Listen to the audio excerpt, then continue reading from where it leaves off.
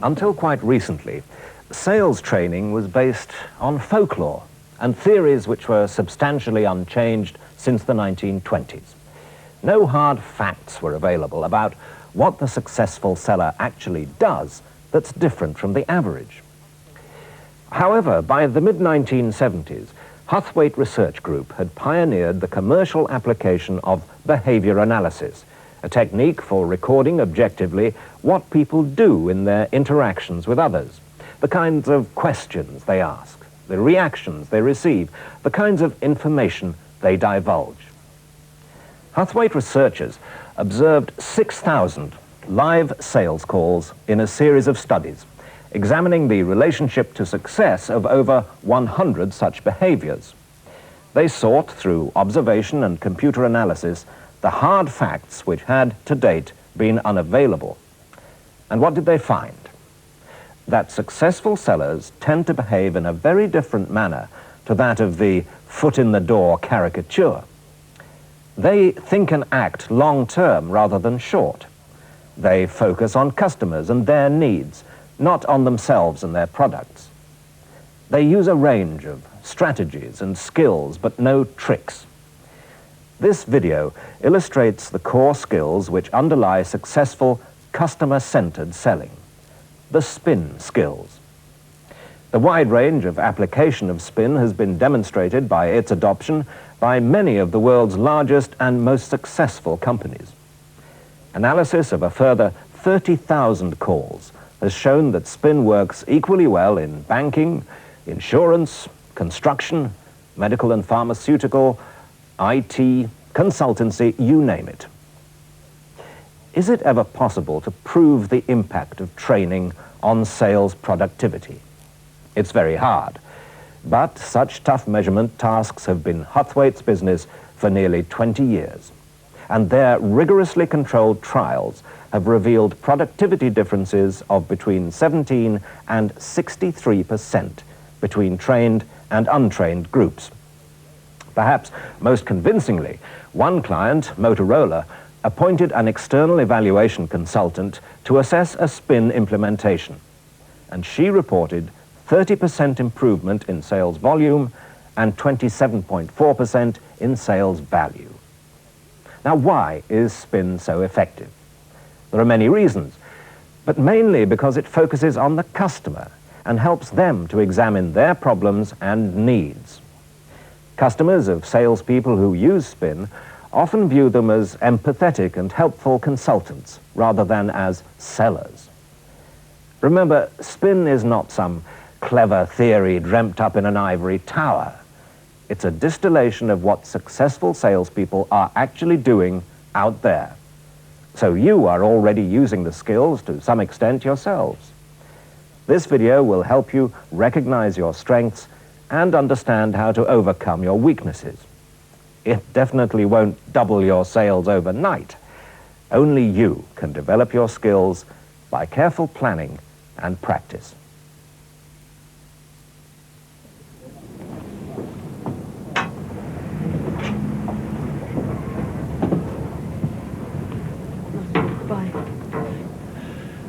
Good afternoon. Good afternoon. John Swan, King Office Automation, here to see Mrs. Sutherland. Right, I'll try her number for you. Wish me luck. Oh, yeah, up to the usual form. These phones.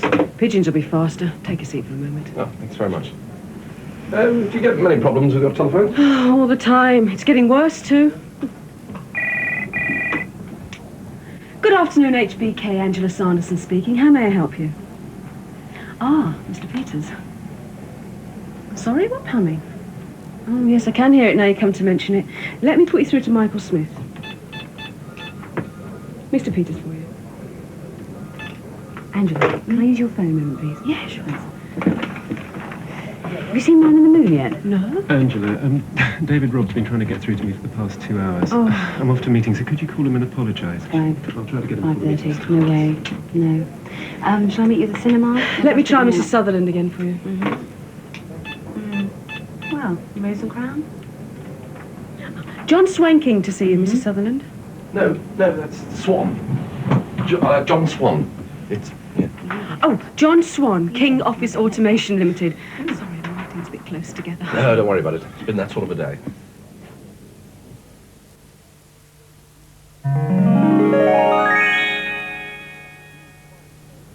Well now, Mrs. Sutherland, I can't wait to show you the new Prize-Tel telephone system. I know you're having all kinds of problems with your current system. How old is it now? 10 years or so? 12. Ah, well, there you are, you see. Golly, things have changed in the last 10 years. That's 12. Goodness me, when I think of the changes I've seen, well, it makes me feel quite old. Yes, well, it comes to all of us sooner or later, doesn't it, Mr. Swan? Well, not you, Mrs. Sutherland. I didn't mean you. I just meant that, you know, in time we all... Well, speaking of time, Mr. Swan, it's been... Yeah, well, for instance, I know that the Prize-Tel telephone system is the very solution for HBK. I see very little wrong with our present system, Mr. Swan. It gives us hardly any trouble, and to be honest with you, we have many other things to spend our money on at the moment. You don't do vehicle leasing by any chance, do you? No, we don't, but the Prize-Tel... Pity. Because, you see, you can't run a company without any transport, can you? No, but we can increase your telesales capability. I think you'll find I know our business, Mr. Swan. Well, yes, of course you do. Yes, no, you're brilliant. Everyone knows that. No, it's just that I know our business too. And I know that Prize-Tel would be the perfect solution for HBK. All I can see, Mr. Swan, are the costs, the expense, the disruption of the business, the retraining of the staff. No, but you see, I've thought all that through for you. You've just got a bit of a blind spot about it. Ever thought of taking up diplomacy, Mr. Swan? No, that's not what I meant. Oh, this is so frustrating. Look, I know time is pressing. Yes, it is. Right. Very. Yes. But nonetheless, I would deem it a personal honour if you would allow me to demonstrate the Prize-Tel system for you. I've been looking at your record in the industry, and frankly, phew. Well, I mean, phew, who wouldn't be impressed? Well, thank you. But, and I'm using a fairly substantial but here, I can see problems ahead for you. Oh, wow. And I didn't even cross your palm with silver, did I, dearie? No, well, honestly, I'm not being some sort of ranting clairvoyant. Good. We wouldn't want to clutter up the place with the likes of them, would we, Mr. Swan? Mr. Swan, I know our present system is far from ideal, but it does not yet warrant the kind of severe changes you're suggesting. The disruption would be disastrous. And as for retraining the staff, well, it just isn't cost-effective. Not this year, anyway. Perhaps in a couple of years' time when we've had our money's worth out of the old system. Oh, I do wish you could see this through my eyes, Mrs. Sutherland. I've prepared a document for you. Oh, another time, Mr. Swan. Perhaps you could leave your lovely document with my lovely secretary on your lovely way out. Thank you very much for calling. Bye-bye. Right. Well, thanks for your time. Oh, by the way, did I mention the conferencing capability? I just can't see we'd ever have a need for something like that, Mr. Swan. Or the micro-voice navigated hands-off optionals? The exit's quite easy. It's just past the secretary there on the left. What about the long-term servicing agreement or the leasing facility? Bye-bye. Oh, by the way, I didn't ask about your family. How is Mr. Sutherland? Robust as ever, I hope? He died 5 years ago. Did he? Good Lord. How time just seems to sort of fizzle out in a great steaming blob of ineffectual, garbage-brained, scrofulous, useless, incoherent nothing. Oh, I don't know. I got everything right to begin with, Doc. I got the appointment, which, let me tell you, wasn't easy. And the Prize-Tel is a fabulous system. It'd be perfect for HBK. The system she's got at the moment is practically obsolete, whereas the Prize-Tel will be adaptable to new technology for another 15 years at least. What do you say, Doc? Well, of course, John, she is quite right. She does know her own business. Oh, I know. And the new system would cause some disruption. Yes, but the point is, that would be more than covered by an increase in sales and efficiency. Look, I've done a serious, in-depth study. Well, now, this is impressive, John. Look, John, would I be right in thinking that you would like me to help you increase your sales potential?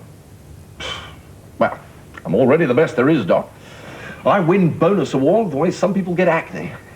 I guess sometimes I just get the wrong customer. Right. What makes you a good salesman, John? Well, I do my research. I turn up. I don't use any tricks or hidden agendas.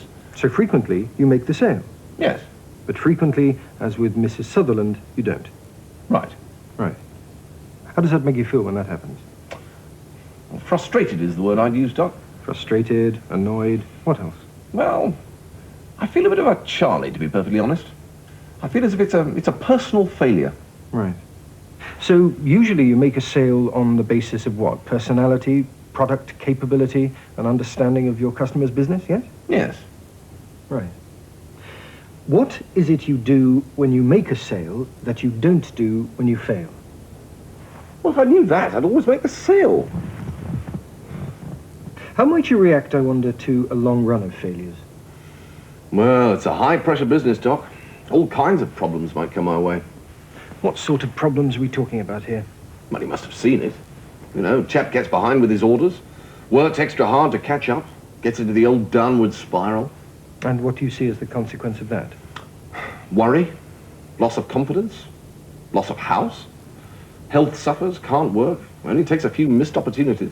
So it's important to keep up your sales quota. Are you kidding? It's vital. My company, my family, my tailor, my bookie, they all rely on my expertise. So, what would really make you feel better? Making the sale. That would make me feel better. If only I could do it every time. Ah, but say you could improve the odds substantially. Doc, I'm already the best. John, let's suppose that I had access to an enormous amount of research based on observation of literally thousands of hours of face-to-face sales calls, and consequently, I'd come up with some really helpful solutions. Well, if it was straight, not one of those new-fangled, psychobabble, clever jobbies from the University of Never Done It Myself, but I can write a musical about it. Yeah. No, John, I am not talking about theory here. I am talking about what people actually do when they make a successful sale. Well, fair enough. But I warn you, Doc, I've been around a long time. I've seen it all. I mean, it's okay for people starting out. All right. How would it be if you could help your client make a decision in your favor? Ah, well, if you put it like that... That would be useful, yes? Good grief, of course it would. Right, so if there was some way of increasing your chance... I tell you what I want. I can see what Mrs. Sutherland's outdated telephone system is doing to her company. And I can explain to her what our system could do for her. What I can't do is make her see that. Now, if your research could show me a way of doing that, then I definitely want it. Right. So, if there was some way of allowing Mrs. Sutherland to express in a precise and explicit way what it is she requires from you, then you'd be willing to give it a try? Yes, definitely. That is what is called an explicit need. Is it? Let me tell you about SPIN. SPIN? Never heard of it. Well, in a way, you've just been through a SPIN sale. You see, my questions led you to see that you have an explicit need for my solution. Do you want to hear more? I'm all ears. Right. SPIN is an acronym. S-P-I-N. S stands for situation questions. Situation questions? Yeah, like how many employees do you have? How many telephone lines are there? That sort of thing. In other words, the very starting point of the conversation. Now, P is for problem questions. Fire away. Right. For instance, does your current volume of business ever cause the system to overload? How happy are you with the size of your telephone bills at present? Oh, and there was that one you yourself used in reception, remember? Oh, these phones. Pigeons will be faster. Take a seat for a moment. Oh, thanks very much. You get many problems with your telephones? All the time. It's getting worse, too. Problem questions. Understood. Right. Now, problem questions. They're designed to draw out information about difficulties, dissatisfactions, and concerns to reveal any implied needs that your customer may have. Any which? Well, implied needs. You see, your client hasn't yet said that she needs a particular solution, but the very fact that she has a problem implies that she might be looking for one. So, that's called an implied need. Oh, I get it. So, you ask all sorts of stuff about the nuts and bolts of the company, then you check to see how happy they are with the situation, and any dissatisfaction you pick up is an implied need. You have got it. Good. See, in a way, you have to be a bit like a doctor, find out where it hurts. Ow! Right, yes. And so I suppose I've got to see the problems from her point of view. No, you've got to get her to see the problems from her point of view. Ah, yes, of course. What about some examples? Right, an implied need. The current system often gets overloaded. Don't talk to me about telephone bills. They've rocketed. If I need to send an internal message, it's sometimes quicker to give it to the tea lady so she can pass it on her rounds. That sort of thing. Got it. Right. Want to give it a try? Why not? Right, now, Mrs. Sutherland, do you mind if I start off by asking you a few situation questions? Not at all, Mr. Swan, whatever they might be. Thanks. Well, first of all, how old is your present telephone system? About 12 years. And your business has expanded rapidly in the last few years. Yes. So, how many employees now? A couple of hundred? About 100 in sales, 250 in technical support. And how many of them regularly need to use the telephone? Difficult to say, really. All of our telesales staff, of course. And you're based in the southeast? Let's explore that question together, shall we, Mr. Swan? Are we or are we not actually sitting in our HQ now as we speak? Well, we are. Yes, we are. And goodness me, here we are in the southeast. Small world, isn't it, Mr. Swan? Right, so service engineers use portable computers and modem links to communicate direct with HQ mainframe to diagnose problems with client systems. Yes. Problem question. Right you are. Pardon? Nothing. No, I'm just thinking, Mrs. Sutherland. Does your present volume of business occasionally cause your system to overload? Nice little problem question there. Sometimes, yes. At last, an implied need. You will notice from our brochure that the PrizeTel system can supply you with an extra 750 lines. Not yet! Not yet! I'm sorry, Mr. Swan, but I think I've explained to you before, I really do not see the advantage to me of disruption and expense purely to put in a few extra lines. Well, it's basically a question...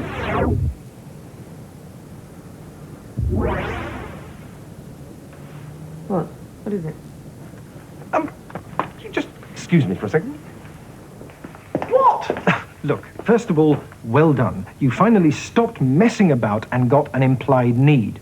But before you make the classic mistake of dumping all the features your system provides, you must follow up with some implication questions. Oh, for Pete's sake, but I was going really well. She was getting really interested.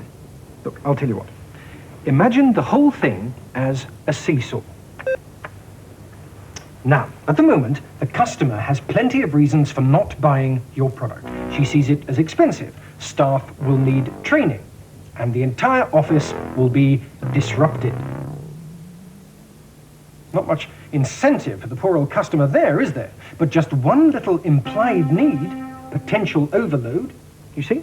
So, you have to ask her more questions to encourage her to consider what will happen to her company if she continues to get overloaded lines. Be bold, Swan. But all she said is that she gets an occasional overload.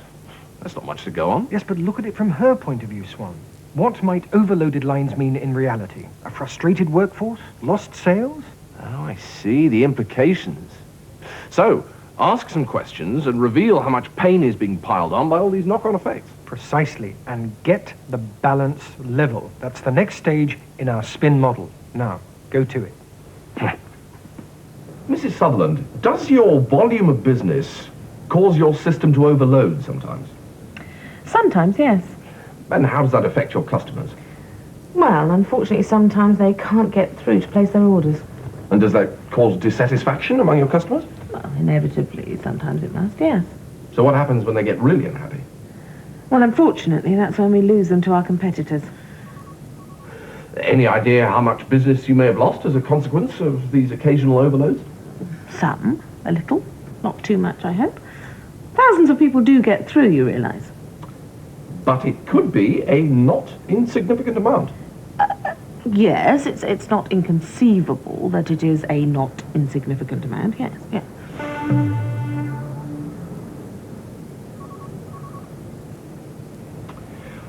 say that as a result of an overload, your telesales people might be unable to get through to a potential client? Well, funny that you should say that, but they have been complaining about exactly that. And what impact might that have on your expansion plans? Well, it could delay our product launch, for instance. But I can't consider installing a brand new system because of occasional overloads. How am I doing? Beg pardon? Mrs. Sutherland, I can offer you an answer to all your problems. Mr. Swan, I cannot justify major changes on the basis of a few small problems. I'm sorry, but this investment really wouldn't be worthwhile. But Mrs. Sutherland, we've talked about the overloading problem. Yes? About the lost orders, the near collapse of your entire company. What? I'm in a position to offer you a solution. Oh, you know, Mrs. Sutherland, I get touched by genius when I talk about the prize-tell system. Let me enumerate its many exquisite facilities. No, please don't. First of all, with it, you can hold televisual conferences. Yes, well, we don't want to have any television. It monitors all preset outgoing calls and double-checks those not pre-selected. It is voice navigational in 17 languages, which means that your system can talk to their system and exchange information, fax to fax, with translation en route. Well, I can't imagine we would ever need... It comes in red, white, or blue. Mr. Swan, what exactly are you talking about? You said you had a problem. I didn't. Well, look, you implied it. I implied nothing. Yes, you did. Well, I mean, that's why I followed up with some implication questions. It's what? You were doing so well. So what did I do wrong that time? No, you were doing fine. You asked situation questions, problem questions, produced implied needs, and revealed a whole pile of pain by asking implication questions. Look at the seesaw. Overload. Lost sales. Frustration. So, what should I have done next? More questions. You were doing well, but you have to be much braver and much more patient. No matter what you're selling, from cars to medical screening, you have to help your customers to realize for themselves that they do need what you have. Well, wasn't I doing that? Yes, but you must allow them to do their own thinking. Mrs. Sutherland is a responsible manager. She's got jobs to protect, profits to maintain. This decision to replace her telephone system is only one of many she'll have to make in the course of a year. She's not going to rush into it. It has to be right. I see. So I have to go more slowly. She won't be interested in my telephone system until she's absolutely clear in her own mind that she will positively benefit by having it. I couldn't have put it better myself. Now remember, a model is called SPIN. N is for need payoff questions. Questions which you ask once you've uncovered a lot of discomfort and your customer has built up a high level of dissatisfaction with her present situation. They help you to relieve the pain. Want a few examples? Yes, please. Right. Need payoff questions might go something like this. Would it help your business to expand if line overload were to be relieved? What would you see as the main benefits of a system that had greater flexibility? Or if there were a way to accommodate more incoming and outgoing calls, could this also contribute to an increase in customer satisfaction? Got it. So what are we after with these questions? Explicit needs. Hang on, that rings a bell. So, if there was some way of allowing Mrs. Sutherland to express in a precise and explicit way what it is she requires from you, then you'd be willing to give it a try? Yes, definitely. That is what is called an explicit need. You see, they are exactly what they say. Explicit. Your customer says what she wants from a telephone system and how it will benefit her. Now, what... No more chat. Time for you to go and try it out for yourself.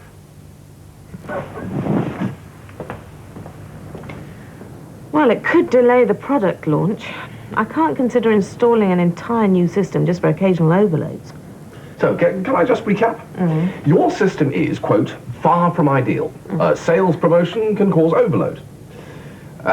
Some customers can't get through, take their orders elsewhere, and you lose a not insignificant amount of business. But at the same time, because you haven't got enough lines, your telesales staff can't call out frequently enough, and so lose sales. So the staff become frustrated.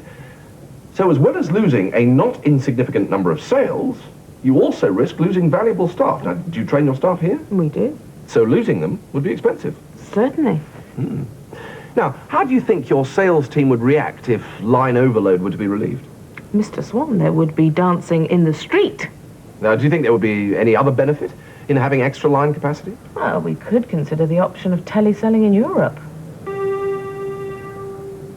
So what you're saying is you're looking for a system capable of expansion as your business grows. Well, it would be comforting to know we could increase the size of the system without actually having to replace it. And what would you see as the major benefit if the system had a flexible growth path? Well, obviously, it would be good to have something that could grow as we grow. It's far too costly to keep replacing the system every time we open a new plant. In an ideal world, of course, I'd like something that could accommodate new ideas. I mean, I've actually had a rather challenging new idea of my own, Mr. Swan. Would you like to hear about it?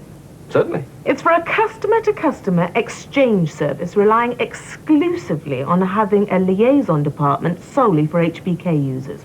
Now, I'd need a telephone facility for that, wouldn't I? Well, that sounds excellent. Sort of keeps it all in the family. Exactly. Now, if you were able to cut down on personal calls, might that also contribute to an increase in efficiency in the company? Oh, Mr. Swan, you've hit upon one of my own personal crusades here. Personal calls can cost thousands of pounds. And also deprive customers from the opportunity of placing further orders. Absolutely. And so make the overload even worse. Precisely.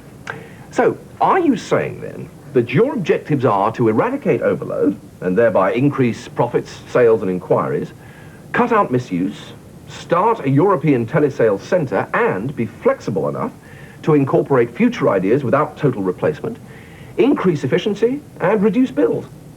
In a nutshell, Mr. Swan, yes. That is exactly what I want.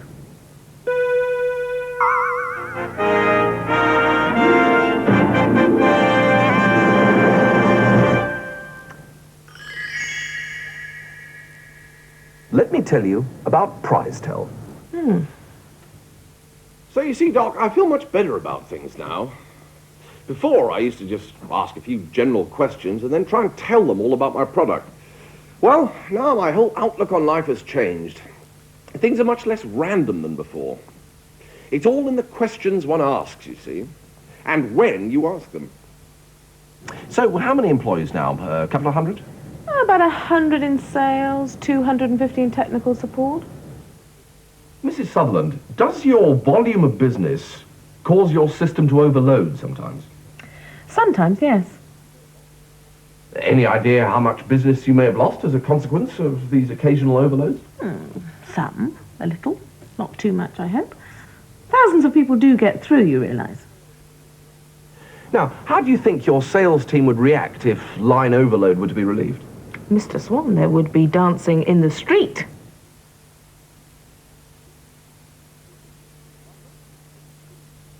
You see, by not using the SPIN model, I was making my job much harder than necessary. Well, now I'm up for a much easier time. Why get in my own way? No, I'm going to start being extra good to myself. I deserve it.